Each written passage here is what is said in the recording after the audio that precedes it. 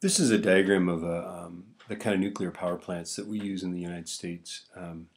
Typically, these are the like 3 Mile Island type plants, right? The Trojan was one of these things. Okay, here's the thing. This is where the uranium is, right? Here's your uranium 235, but it's not super concentrated, so it's not a bomb, right?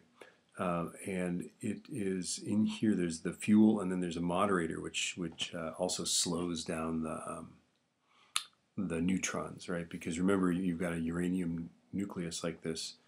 What you want to do is you want to hit it with neutrons, and the neutrons need to go in there and be sort of ingested by that nucleus.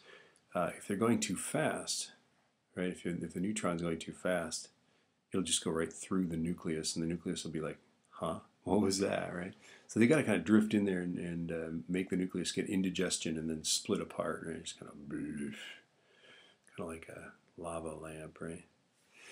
Okay, so that's what's going on there. These are control rods, and those things are like cadmium or something that absorbs neutrons. You just stick them down in there, and that's like the off switch, right? But of course, if the core melts, you can't get the rods in, right? And then surrounding this is water under very high pressure. Okay, you could also use liquid sodium. That sounds like a good idea, right? Okay, but this stuff gets really nasty because it's actually touching that fuel. This is pumped in high pressure in here, right? This is a containment vessel. This is reinforced concrete, right? So that if this bursts, that'll hold most of that in. And I think what is it, Fukushima, those plants in Japan were this type of plant. Okay. Now, this water, since this water is under high pressure, it's hotter than the boiling point of water, right? So you put it through this boiler. Here's the heat exchanger. You put it in this boiler, and you boil regular water, right? So this is now different pressure, right? Lower pressure than this. You drive the steam turbine. This water, I wouldn't drink it, but it's not as nasty as the water that actually touches those the uranium, right? And then once you drive it through the steam turbine, you don't want to put this water into the Columbia River, so you've got to condense it, and that's where those big cooling towers, that you saw at Trojan, right? Those great big cooling towers are what they use to cool these down, right? They also use like river water and stuff to condense it. So this could be the Columbia River here, but even that water is not water that you want to, necessarily drive or drink or whatever, right? So basically, it's fairly complex. The idea is that this water is very well contained. It boils this, and then this stuff is pretty safe. Okay, and then we drive an electric generator. That's what we want to do, right? They run these things at low pressures, so they tend to have efficiencies of like 30 to 32%. If they ran them at higher pressures, they could get higher efficiencies out of them, but nuclear fuel is cheap and accidents are expensive, so they keep the pressure low is what they do. Okay, let's do a problem with this, right? This is a typical problem, right? So I looked up an average megawattage is about 820 watts. They tend to run about 30 to 32% efficient. Uranium-235, we want to know how many kilograms it uses in a year. And then you always see that they say a single atom yields this much energy, right? So this is just basically a big chemistry problem, right? There's the mass, which is essentially, by the way, uranium-235 has a mass of about 235, right? And I guess we'll use Avocado's number, right? So the first thing I'm going to do is find the energy, and that's going to be 820 e to the 6th watts, or joules per second, right? Okay, and since it's 30% efficient, we have to actually combust more fuel, or fission more fuel in that, right? So I'm going to divide this by 0.30, because that's how you do efficiency things, right? What is it? It's efficiency is WO over WIS. So what is that? So input is, that's what we're trying to find, is the work input, right? Or the energy input is WO over E, right? Okay, so that is the joules per second that we need to actually send into the boiler. And then let's multiply by 365 days in a year, and multiply by 24 hours in a day, and by 3,600 seconds per hour, right? Seconds per hour, hours per day, days per year, And we'll get joules per second times seconds ultimately, right? Hours goes away the bison, days goes away the bison. And we'll get seconds per year, and the seconds will go away, and we'll get joules per year. Okay, so let's do this. 820 E6 times 365 times 24 times 3600. Forgot to divide by 0.3 there, I did it. Okay, that's a lot of energy. That's 808.61984 E16 joules, right? Okay, now one atom yields this much, right? So 200 E6, everybody forgets that MeV means millions of electron volts, right? So that's electron volts, right? Multiply that by 1.602 E minus 19th, and that's joules per electron volt. Okay, so 200 E6 times 1.602 E minus 19. That is a whopping 3.204 E to the minus 11th joules per atom.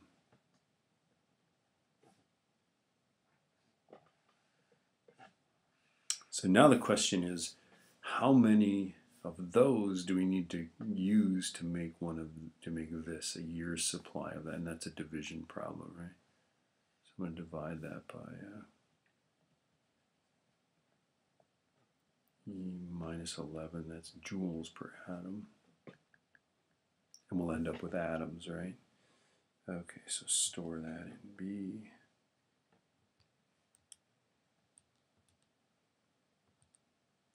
Okay, store that in A. Okay, alpha A divided by alpha B. It's going to be a big number. Going to be a big number. So that is equal to 2.69 times 10 to the 27th atoms. Now do we need to do a little chemistry? We got to figure out how many moles that is. So we'll divide that by Avogadro's number, right? So 2.69 E27 atoms divided by 6.02 E to the 23rd, and this is, what is this, atoms per mole. And that's, of course, going to be, because joules over joules per atom is atoms, right? Atoms and atoms. We're going to end up with 1 over moles. This will be moles, and then I'm going to multiply by, what is it, 235.04. How many sig figs do we have? We really only have 2 sig figs. That's plenty. I'm not going to write it all down, and this is by the way grams per mole. Can you see that? That says grams per mole. Those of you guys using iPod touches or iPhones, that's what it says. Promise. Okay, so I got to divide by Avogadro's number. I know it's Avogadro. Okay, that's a lot of moles, and then I'm going to multiply by 235.04. Holy cow, that's a lot of grams. And that is 105, I need another sheet of paper, 0393.4 grams, right? So let's move that 1, 2, 3 here. Kilograms. 1,050 kilograms. Imagine how many tons of coal it would be, right? Okay, so 1,050 kilograms, right? So that brings us to, you know, what are the benefits, right? Well, there's lots of fuel. We probably, with breeder reactors, could have fuel for thousands of years. No greenhouse gases, right? In fact, as far as things that don't release greenhouse gases, right? Nuclear reactions or nuclear energy is by far and away the very best thing, right? What are the drawbacks? What's the bad things? Well, bad things are things like Chernobyl, right?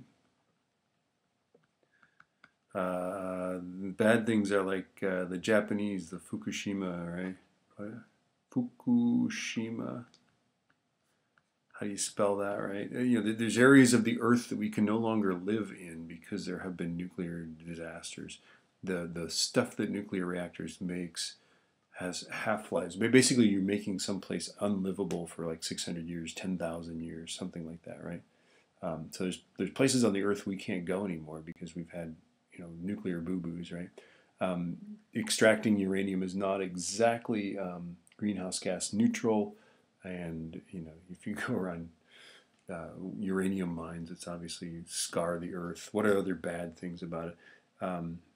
Basically, just the radiation, right? The danger of accident. What do you do with the fuel? It also is a nuclear proliferation problem because sometimes they create plutonium, which is easy to make into bombs, right? Proliferation, right? Accidents. But there are safe ways to do it. I think nuclear energy is going to be a part of our future, whether we want to do it or not, right? France, I believe, is somewhere between 75% to 80% of their electricity is nuclear. And there are ways to do it, but you can't have rental cops protecting your nuclear fuel. You gotta be safe about it. Let me just take you out. We're going to go and do a little thing here. Let's go look at this. This is called Kid of Speed. This is a, well, here, I'm just going to click on this thing. There's a whole story here that you can go into. But chapter 1, there she is. She is, I believe, related to one of the nuclear scientists that worked in Chernobyl. She rides a motorcycle. She goes basically into this forbidden area and wears a dosimeter so she knows how much radiation she's receiving. The motorcycle gets her in and out of there fast. Let me just put it this way. There aren't any police patrolling these roads, and that motorcycle probably can go 130 miles an hour. So she she goes through there and takes pictures of this thing, and you can read about this. This is amazing. Not so much that part there. Chapter 2, she goes in here. This is interesting. Chapter 6, I'm not going to go through everything here. These are just pictures she's taken. We don't even know. This is sort of an interesting thing, how many people died on this thing. Here's just abandoned, tons of abandoned stuff. This is the thing that moved me the most, is that this is a fire truck right here. People were brought in and they weren't told what they were doing. These people all died. They're all dead because they were brought in by the Soviets. In fact, the very evil thing about what the Soviets did was they didn't even warn Eastern Europe. I mean, kids were eating milk that had radioactive strontium in it because this stuff was raining down on Europe. They didn't admit that you know, their nuclear reactor had gone haywire, right? But yeah, and the thing about Chernobyl was that it wasn't a nuclear accident. It was a nuclear started fire. Okay, they used graphite as a moderator, and graphite burns, and so they basically firestormed a pile of radioactive waste. And it's the containment building. Here she is. That's her radiation meter, right? The containment building. Here's the containment building. They actually built this thing above it, and they had to go back in recently and rebuild that to contain it so that when the rainwater fell down on it, it wouldn't wash away all that horrible radioactive stuff. Anyway, hey, it's enough of your time.